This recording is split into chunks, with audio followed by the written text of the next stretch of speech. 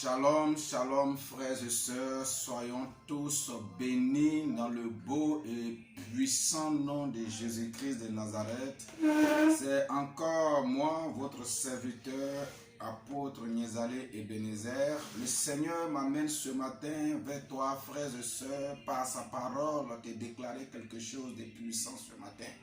Le Seigneur m'amène vers toi, frères et sœurs, par sa parole, pour que nous puissions être édifiés ensemble ce matin. Le Seigneur me charge ce matin, dans le nom puissant de Jésus-Christ de Nazareth, de partager quelque chose avec toi, frère. Ou partager quelque chose avec toi, sœur. Il y a des types de personnes qui méritent, frères et sœurs, il y a des types de personnes qui méritent ton attention. Alléluia. Il y a des types de personnes qui méritent que tu les écoutes. Il y a des types de personnes qui méritent que tu prêtes oreille à ce qu'ils disent. Il y a des types de personnes qui méritent que tu leur dises le fond de ton cœur, le projet que tu veux faire, le projet que tu veux concevoir. Il y a des types de personnes qui méritent cela parce que par eux tu passeras pour atteindre Sayoul. Alléluia. Par eux tu passeras pour atteindre ton objectif. Il y a des types de personnes qui méritent cela. C'est ce que le Seigneur m'a mis à cœur ce matin, de venir partager cela avec toi. C'est pour ça que je voudrais que tu m'écoutes attentivement. C'est pour ça que je voudrais que tu écoutes et tu pars jusqu'à la fin de cette vidéo. Je voudrais aussi que tu partages cela avec ton frère. Je voudrais aussi que tu partages cela avec ta soeur. Je voudrais que tu édifies une personne qui est découragée par les ondits de quelqu'un. Je voudrais que tu édifies une personne qui est découragée par « Oh, ici, là, on n'a jamais réussi à ça. C'est pas toi qui vas réussir à ça. » Je voudrais que tu édifies quelqu'un ce soir, frère. Je voudrais que tu édifies quelqu'un ce soir, sœur. Parce qu'il y a des personnes qui ont des projets, des talents, qui ont un bagage de projets, mais qui sont découragés par ce qu'ils attendent, qui sont découragés par des personnes, qui ont tout perdu au fait, par des personnes qui pensent qu'eux, ils n'ont pas réussi à ça, personne ne réussira à ça. Donc je voudrais que par ce message, tu édifies ton frère. Je voudrais que par ce message, tu édifies ta soeur. Frère, nous allons aller dans les écrits, dans le livre de 1 Samuel, chapitre 17, à partir de verset 26 à 37.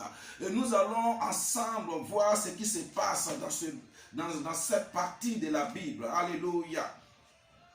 Nous allons voir ensemble ce qui se passe dans cette partie de la Bible.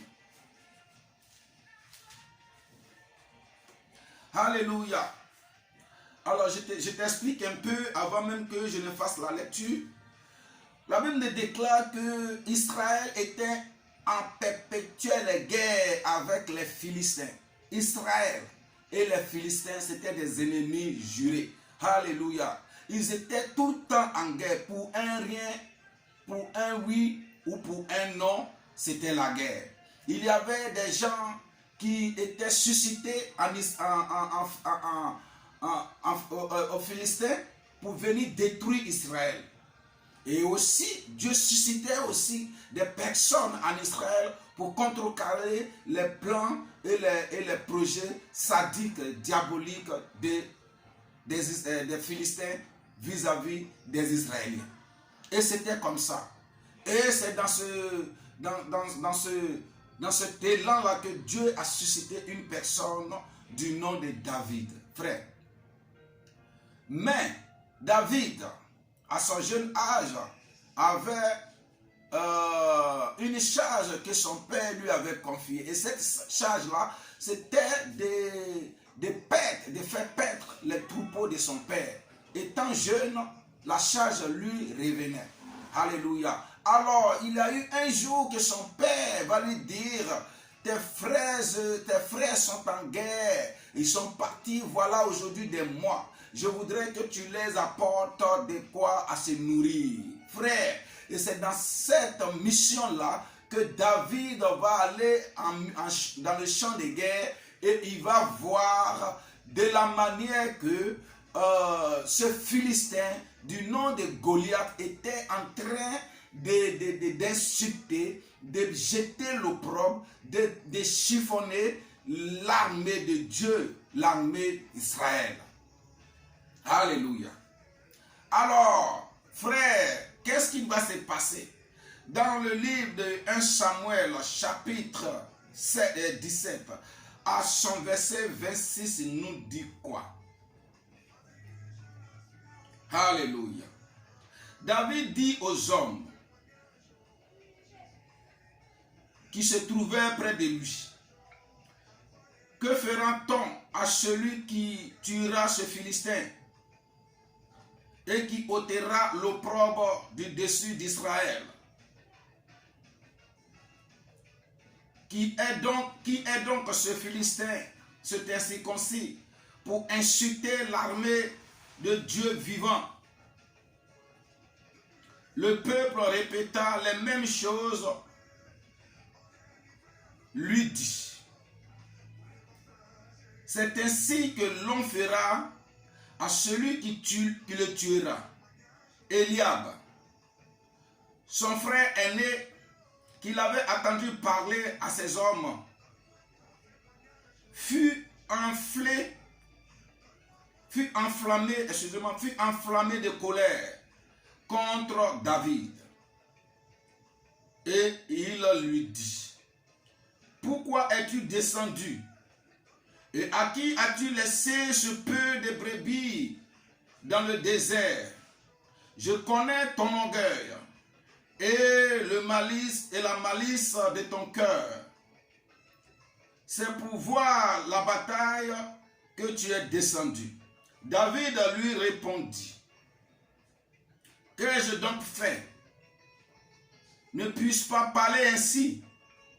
Et il se détourna de lui pour s'adresser à un autre. Alléluia. Il se détourna de son frère pour aller s'adresser à un autre. Alléluia. Alors voici une histoire que tu peux continuer de lire, frère, parce que c'est une vidéo, je voudrais que ça prenne juste un peu de quelques minutes. Voilà une histoire, frères et sœurs, qui s'est passée en Israël.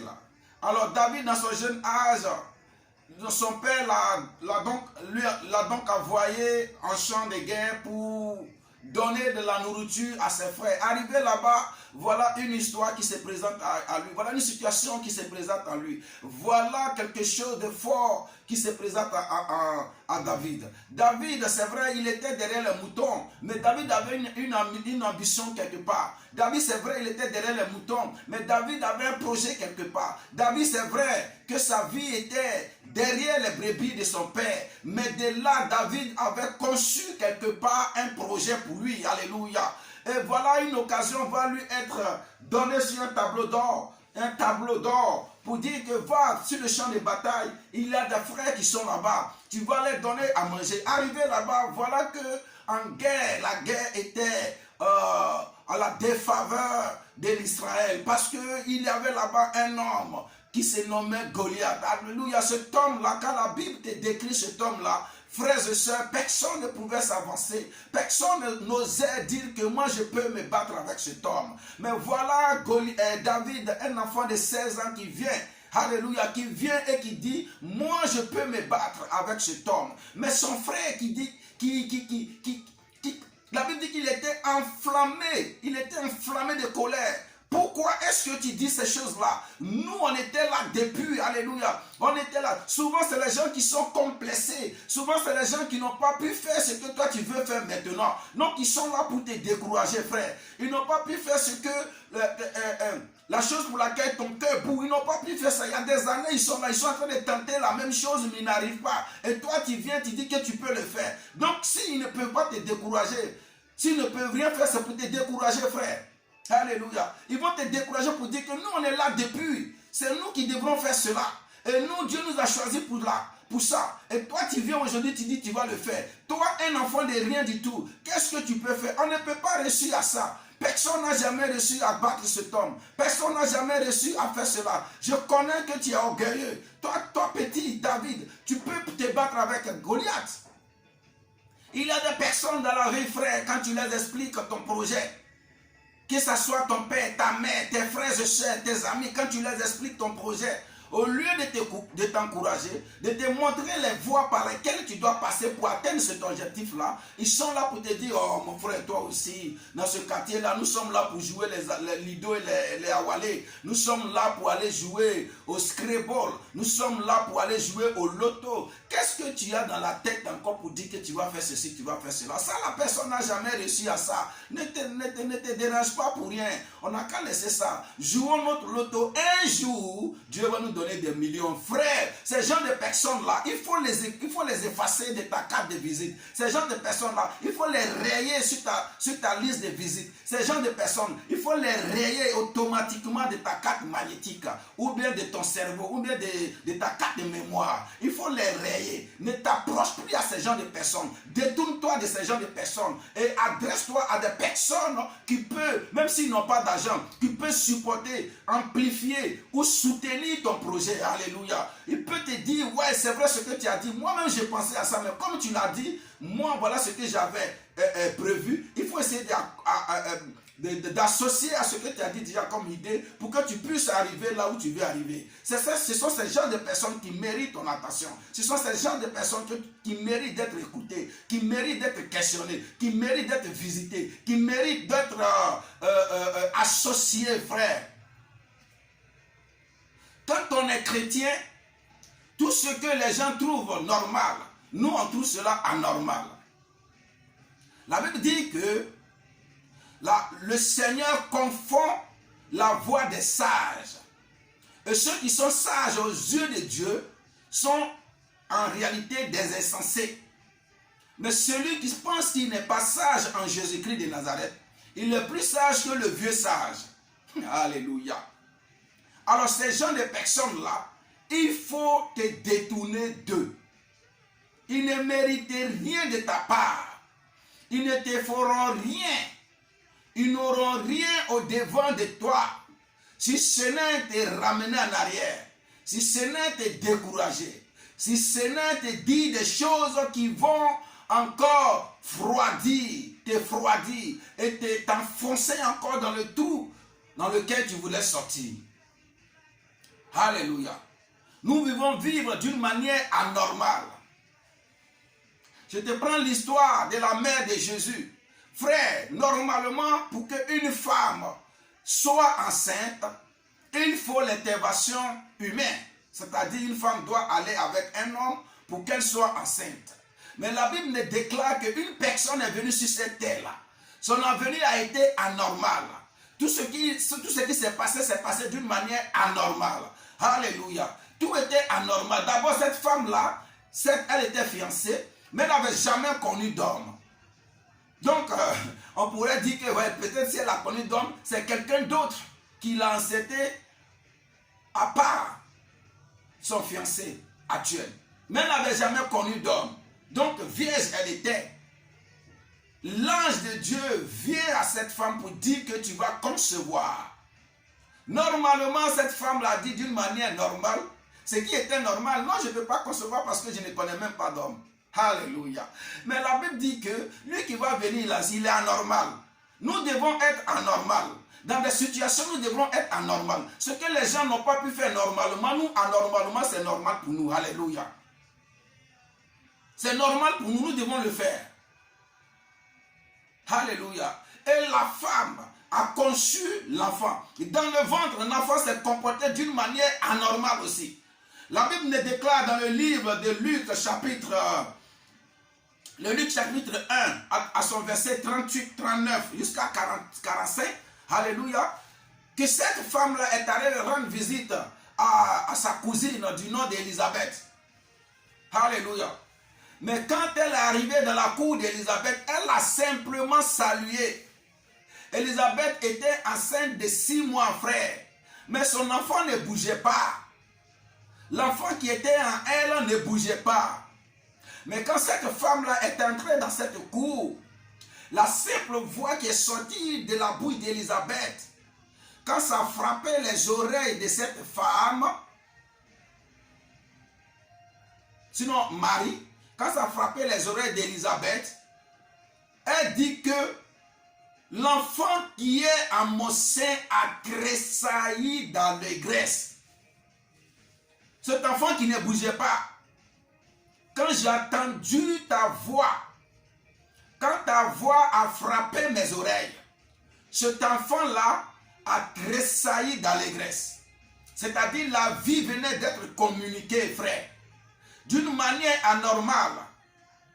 Et Jésus s'est comporté dans le ventre de sa mère. Un bébé qui est dans le ventre, qui donne, qui communique déjà la vie à un autre bébé dans un autre ventre. Frère, arrêtons d'écouter les gens qui sont là pour toujours nous dire non, tu ne peux pas, arrête de rêver. Nous devons rêver et nous devons réaliser nos rêves. Frère, Joseph a rêvé. Joseph a rêvé. Et les frères de Joseph se sont comportés comme Eliab, frère de David, pour tuer les rêves de Joseph. Mais Joseph n'a pas écouté. Même quand on l'a vendu. Si on avait vendu Joseph, il allait dire, ah, moi je suis déjà esclave, oui je suis là. Je vais faire ce que mon maître me dit de faire seulement. Je vais me limiter à ce que mon maître me demande. S'il m'a dit d'aller enlever Arachide aujourd'hui, on s'en va enlever Arachide, on vient, on lui donne. S'il m'a dit de faire ceci, c'est ce que... Et l'esprit de Dieu qui est en toi, de ce que tu vois une réalité différente à ce que Dieu t'a montré, ou de ce que tu as écouté Eliab, ou de ce que tu as écouté tes frères, tu es en train d'éteindre l'esprit qui est en toi, l'esprit de bénédiction, l'esprit de vainqueur, l'esprit de triompheur, l'esprit de guerrier qui est en toi est en train de dormir parce que tu écoutes ce que tu ne dois pas écouter. Parce que tu prêtes attention à ce que tu ne dois pas prêter attention. Parce que tu vois une réalité qui n'est pas une vérité dans ta vie. Frère, la Bible dit que Joseph ne s'est pas arrêté à l'esclavage. Il avait cette manière de multiplication. Le Dieu de la multiplication était en lui. Le Dieu de la bénédiction était en lui. Le Dieu qui transforme tout était en lui. Donc la Bible dit que tout ce que Joseph touchait dans la maison de Potiphar, tous lui réussissaient. Alors Potiphar va dire, tiens, il y a une personne qui vient de rentrer dans ma maison. Frère, cette personne-là, elle est exceptionnelle. Nous devons être des personnes exceptionnelles là où nous vivons. Nous devons impacter nos vies. Nous devons impacter nos milieux. Nous devons impacter nos familles. Nous sommes là pour impacter et non pour être impactés. Si tu écoutes ce que tu ne dois pas écouter, tu te laisses impacter. Or, normalement, c'est toi qui dois impacter. Alors, tu es en train de quitter la voie de Dieu sans toutefois le savoir. Nous devrons être ceux-là même à qui Dieu va dire, est-ce qu'il y a un homme comme Job sur cette terre? Alléluia. Dieu peut parler comme ça de nous, frères. Job n'était pas un homme ordinaire et extraordinaire. Il était un homme ordinaire comme toi et moi. Mais Dieu a regardé les actions de Job et il a dit, est-ce qu'il y a-t-il un homme comme Job sur cette terre? Frère, par ton action, est-ce que Dieu peut dire, est-ce qu'il y a un homme comme Yézalel sur la terre? Est-ce qu'il y a un homme comme Joseph sur la terre? Est-ce qu'il y a un homme comme Roméo, Rodrigue, Cédric, Eliane, Elisabeth, Joacine sur la terre? Arrête d'écouter ce que tu ne dois pas écouter. Arrête de vendre ton projet au diable. Parce qu'il y a des personnes qui sont là pour le diable. Il y a des personnes qui sont enfants du diable. Comme Judas. Judas était enfant du diable. Alléluia. Il y a des personnes qui sont là pour accomplir la mission du diable sur la terre. Alors si tu écoutes ces gens de personnes, ton projet est enterré. Ton image est enterrée. Ta bénédiction est enterrée. Au lieu d'être une source de bénédiction, tu deviens automatiquement une source de malheur. Une source qui fait fuir la bénédiction. Je voudrais t'interpeller ce matin à ne pas écouter les gens comme Eliab. Je voudrais t'interpeller ce matin, frères et sœurs, à ne pas écouter les gens comme Eliab, à ne pas s'adonner à des pratiques que l'ennemi veut que nous fassions, comme les frères de Joseph. Les frères de Joseph l'ont vendu comme esclave. C'était pour qu'il soit esclave. Mais Joseph n'a pas dormi. Il sait que Dieu lui a montré un projet. Il sait que Dieu lui a dit quelque chose. Qu'est-ce que Dieu t'a dit? Et à qui as-tu écouté pour que ce que Dieu t'a dit, tu oublies aujourd'hui? Tu es devenu soulard, tu es devenu marabout, tu es devenu féticheur, tu es chez les sorciers, tu es partout. Et le projet pour lequel Dieu t'a envoyé sur la terre, tu l'as mis derrière parce que tu as écouté ce que tu ne devrais pas écouter. Il y a des amis, frères. Nous, on pense que ce sont des amis. Or, ce sont des gens pour nous détruire. Ce sont des ennemis, au fait. Il y a des gens avec qui on a fait la jeunesse ou avec qui on fréquente ce qu'on fréquente. Il arrive à un certain moment de la vie qu'une personne prenne une conscience pour dire que non, moi aujourd'hui, c'est vrai, on m'appelle drogué, on m'appelle voleur, on m'appelle ceci, cela, mais je vais prendre une décision pour quitter là-dedans. C'est vrai, on nous appelle les petits vagabonds du quartier, on joue le scré, on joue les awalés, on joue ceci. Mais à côté d'aujourd'hui, moi, je vais prendre ma vie en main. Tu expliques à quelqu'un, il dit, mon frère, pardon. On n'a qu'à jouer ça, là, c'est pas la peine. Il faut laisser ça. Ça, là, c'est pas un truc que tu dois dire. Où on est là, toi-même, tu vois, dans notre génération, dans notre bonheur, là, tu as vu quelqu'un un jour qui allait quelque part. Il y a des générations qui sont sacrifiées. Peut-être que nous, on fait partie de ça. Frère, si tu l'as écouté, tu as vendu ta vie. Si tu l'as écouté, cher, tu as vendu ta vie. Un temps soit fait dans la vie de Jésus. Pierre a voulu être ainsi. Quand Jésus était en train d'étaler le projet pour lequel, en réalité, il est venu sur la terre, il dit, moi que vous voyez, il va arriver un temps où je ne serai plus avec vous, que le Seigneur va me prendre, mais il va me prendre par une souffrance atroce. Et je vais mourir. Pierre va dire, à Dieu le plaise, cela n'arrivera jamais. Alléluia. Pour dire que je suis tellement familiarisé avec toi, pour dire que je me sens si bien à ta présence, tu veux aller où? Jamais ça ne peut pas arriver. Il y a des amis qui sont là comme ça. Ils nous aiment tellement, ou peut-être manipulés par le diable comme Pierre. Parce qu'avant que Pierre ne dise ça, Jésus a dit, j'ai vu cette nuit, le diable t'a réclamé, t'a criblé comme ça, comme du froment. Mais j'ai prié pour toi. Alléluia. Il a des amis que le diable utilise pour nous décourager, pour nous détourner de la vraie réalité, pour nous détourner de notre vérité, pour nous détourner de notre mission. Et ça a fallu être pour Jésus. Le diable a passé par Pierre pour décourager Jésus, pour dire que ce que tu dis, ça ne va jamais arriver. Je suis tellement habitué à toi. Mais mais Jésus a tenu. Il a sévèrement parlé à Pierre. Il a dit, cela va arriver parce que c'est ma mission. Quelle est ta mission? Quelle est la raison pour laquelle Dieu t'a envoyé sur la terre? Et tu pleures chaque jour. Tu pleures chaque nuit. Ton lit est devenu un lieu de pleurs que d'être un lieu de repos. Quand la nuit arrive à 18h, ton cœur bat, tu dis, oh, je m'avais pleuré encore. Seul, je serai dans mon lit.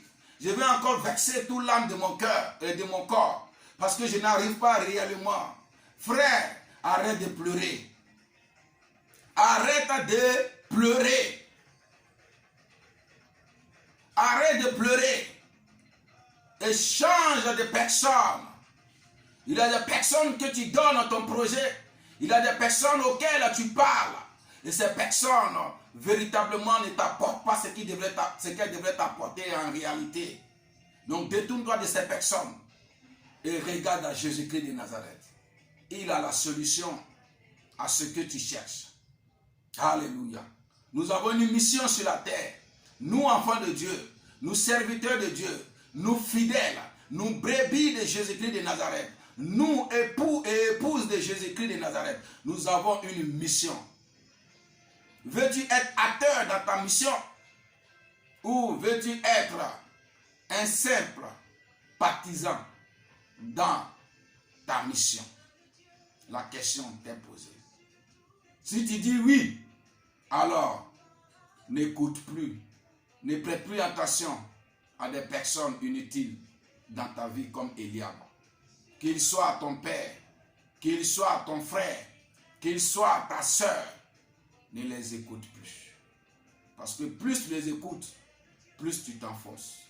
Que Dieu te bénisse. Shalom. C'était ton humble serviteur, apôtre Nizalé Ebenezer. Merci Seigneur.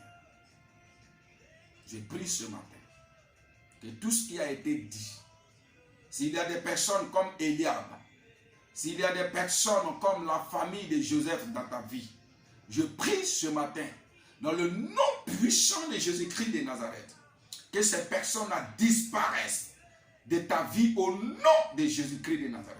Si le diable a mis des personnes sur ton chemin, des personnes pour te détourner de la face de Dieu, des personnes pour te détourner de ton projet, si tu as vécu cela, ou si tu n'as pas encore vécu, mais s'ils sont proches de toi, je prie que le Seigneur brise les élans qu'ils vont prendre pour venir vers toi, qui brise l'élan dans le nom de Jésus. Et même s'ils sont encore dans ta vie, que le Seigneur les éloigne de ta vie, les éloigne de ta vie, au nom puissant de Jésus-Christ de Nazareth. Que ceux-là même qui vont t'amener à parler à Saül arrivent maintenant à toi. Au nom de Jésus-Christ de Nazareth. Ceux-là même qui vont t'amener à atteindre ton objectif, ton but, la royauté, arrivent maintenant en toi. Au nom de Jésus-Christ de Nazareth. Que le ciel, par sa grâce, t'amène à ce genre de personnes. Au nom de Jésus-Christ de Nazareth. Amen. Shalom.